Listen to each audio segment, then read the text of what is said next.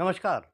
आज मैं किसी व्यक्ति विशेष की नहीं बल्कि उस सोच की बात करने आया हूं जो पत्रकारिता को भीतर से खोखला कर रही है। दर्द इस बात का नहीं कि पत्रकारों पर सवाल उठ रहे हैं, दर्द इस बात का है कि पत्रकारिता को बदनाम करने वालों के खिलाफ सबसे कम आवाज उसी बिरादरी से उठती है जो स्वयं को पत्रकार कहती है। आज यदि कोई व्यक्ति मोबाइल उठाकर दो चार रील बनाकर या फेसबुक पर लाइव आकर स्वयं को पत्रकार घोषित कर देता है तो सबसे अधिक नुकसान उस पत्रकार का होता है जिसने वर्षों तक सच्चाई के लिए संघर्ष किया है। मैंने सवाल उठाए क्योंकि पत्रकारिता पर उठते सवालों का जवाब देना भी पत्रकार का ही कर्तव्य है। मैंने कहा कि जो लोग पत्रकारिता की आड़ में समाज को भ्रमित कर रहे हैं, जो स्वयं को पत्रकार बताकर कथित रूप से दबाव बनाने, प्रभाव जमाने या निजी स्वार्थ साधने के आरोपों में चर्चा में रहते हैं, उनके बारे में भी समाज को सच जानने का अधिकार है। इसी बीच एक दुकान विवाद में एक तथाकथित पत्रकार का नाम सामने आया। मैंने किसी को अपराधी नहीं कहा, मैंने केवल इतना कहा कि यदि किसी पत्रकार का नाम किसी विवाद में आता है तो उसकी निष्पक्ष जांच होनी चाहिए। लेकिन हुआ क्या?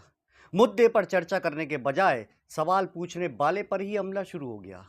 लेख लिखे गए, व्यक्तिगत टिप्पणियां की गईं और यह दिखाने की कोशिश हुई कि पत्रकार पत्रकार का सबसे बड़ा दुश्मन है। मैं आज भी वही कहता हूं, मेरा विरोध किसी व्यक्ति, किसी जाति, किसी धर्म या किसी संगठन से नहीं है। मेरा विरोध उस मानसिकता से है जो पत्रकारिता को मिशन नहीं, व्यवसाय और प्रभाव का हथियार बना देना चाहती है। याद रखिए, पत्रकार का काम अदालत बनना नहीं है, पत्रकार का काम सवाल पूछना है। फैसला अदालत करेगी, जांच एजेंसियां करेंगी, कानून करेगा, लेकिन यदि पत्रकार सवाल पूछना ही छोड़ देगा तो फिर जनता की आवाज कौन बनेगा? यदि किसी पत्रकार पर कोई आरोप लगता है तो उसका सच भी सामने आना चाहिए और यदि वह निर्दोष है तो उसे न्याय भी मिलना चाहिए। यही निष्पक्ष पत्रकारिता है। लेकिन किसी सवाल पूछने वाले पत्रकार को डराकर, बदनाम करके या चुप कराकर सत्य को नहीं रोका जा सकता। मैं आज भी उसी रास्ते पर हूं जहां ना सत्ता का डर है, ना भीड़ का, ना बदनामी का, क्योंकि पत्रकारिता किसी की दलाली नहीं, जनता के विश्वास की जिम्मेदारी है।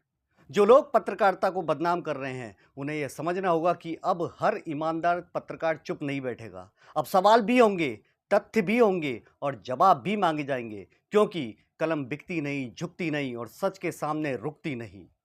यदि आपको लगता है कि पत्रकारिता को बचाने की लड़ाई केवल मेरी नहीं बल्कि पूरे समाज की लड़ाई है, यदि आप चाहते हैं कि सच बोलने वाले पत्रकारों की आवाज़ दबने न पाए, तो इस वीडियो को लाइक अवश्य करें। आपका एक लाइक इस विषय को अधिक लोगों तक पहुंचाने में मदद करता है। इसे शेयर करें ताकि समाज भी समझ सके कि असली पत्रकारिता और दिखावटी पत्रकारिता में कितना बड़ा अंतर है। यदि आप चाहते हैं कि आगे भी बिना दबाव, बिना समझौते और तथ्यों के साथ ऐसे ही बेबाक वीडियो लगातार मिलते रहें, तो अभी हमारे चैनल को सब्सक्राइब कीजिए और बेल आइकन जरूर दबाइए, क्योंकि सच अक्सर सबसे पहले उन लोगों तक पहुंचता है जो सूचना के प्रति सजग रहते हैं।